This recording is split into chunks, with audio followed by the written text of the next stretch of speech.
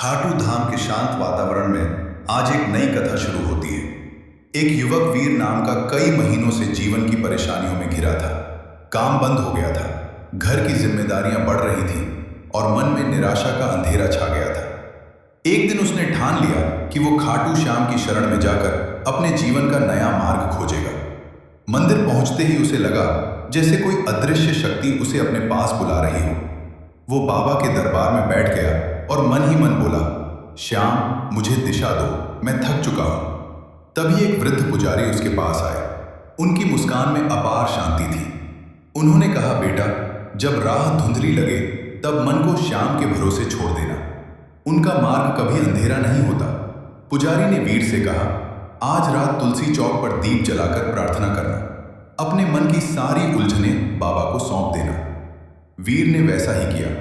दीपक की लौ को देखते हुए उसका मन शांत होने लगा। उसे भीतर से प्रेरणा मिली कि वह अपने पुराने कौशल को फिर से अपनाए, नए प्रयास करे। अगली सुबह जैसे ही सूरज उगा, वीर के भीतर नई ऊर्जा जन्म ले चुकी थी।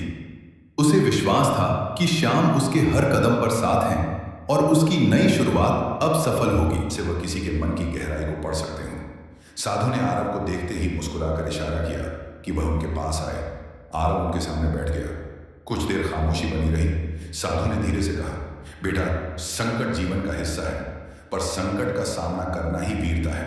और श्याम के चरणों में आने वाला हर भक्त वीर कहलाता है, क्योंकि वह सरेंडर नहीं करता, वह भरोसा करता है। जो भरोसा करता है वह जीतता है। आरव ने कहा, बाबा, मेरे जीवन में सब उलट गया है। घर में जिम्मेदारियां बहुत हैं, पर मेरे पास साधन नहीं है। साधु मुस्कुराए और बोले, बेटा, क्या तू जानता है कि श्याम वही देता है जो तुझे योग्य बनाता है, जो तुझे आगे बढ़ाता है। तू जिस रास्ते पर चल रहा है वह कठिन जरूर है, पर इस कठिन मार्ग पर ही तेरा निर्माण होगा। मनुष्य की असली शक्ति तब प्रकट होती है जब वह संघर्ष से गुजरता है। साधु की बातें सुनकर आरव थोड़ा शांत हुआ। तभी साधु ने कहा, आज रात नंदकुंड पर जा, वहां बैठकर श्याम का नाम ले और मन की सारी उलझनें उन्हें सौंप दे। सुबह होने से पहले तेरे मन में नई राह होगी। आरव ने साधु की बात मानी। रात को वह नंदकुंड गया। वहां वातावरण बिल्कुल शांत था। चारों ओर अंधेरा था, पर पानी की हल्की सी चमक जैसे किसी चमत्कार का संकेत दे रही थी। वह किनारे बैठा और आंखें बंद कर श्याम का नाम जपने लगा। उसके भीतर भरा बोझ धीरे धीरे हल्का होने लगा। उसे ऐसा लगा जैसे कोई अदृश्य शक्ति उसके कंधों से भार उतार रही हो। उसी शांत माहौल में उसे अचानक एक अनुभव। खाटू से लौटते समय वीर के मन में आशा की रोशनी जग चुकी थी। अचानक रास्ते में उसे एक छोटा अवसर मिला। एक दुकानदार को मदद चाहिए थी। वीर ने तुरंत काम संभाल लिया। उसके समर्पण से दुकानदार प्रभावित हुआ और उसे स्थायी काम दे दिया। श्याम की कृपा से वीर की नई राह शुरू हो गई। काम मिलने के बाद वीर का आत्मविश्वास लौटने लगा। उसने हर दिन मेहनत बढ़ाई और लोगों की सच्चे मन से मदद करने लगा। धीरे धीरे उसकी पहचान बनने लगी। दुकानदार ने उसे दुकान का प्रबंधन सौंप दिया। वीर समझ गया कि जब मन में भरोसा हो और साथ श्याम का हो तो असंभव भी संभव बन जाता है।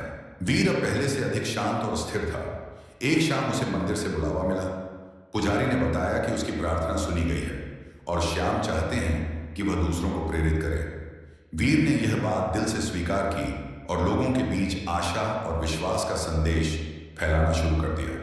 धीरे धीरे वीर की बातें लोगों के जीवन में नई रोशनी भरने लगी। जो भी उससे मिलता उसे राहत और हौसला मिलता।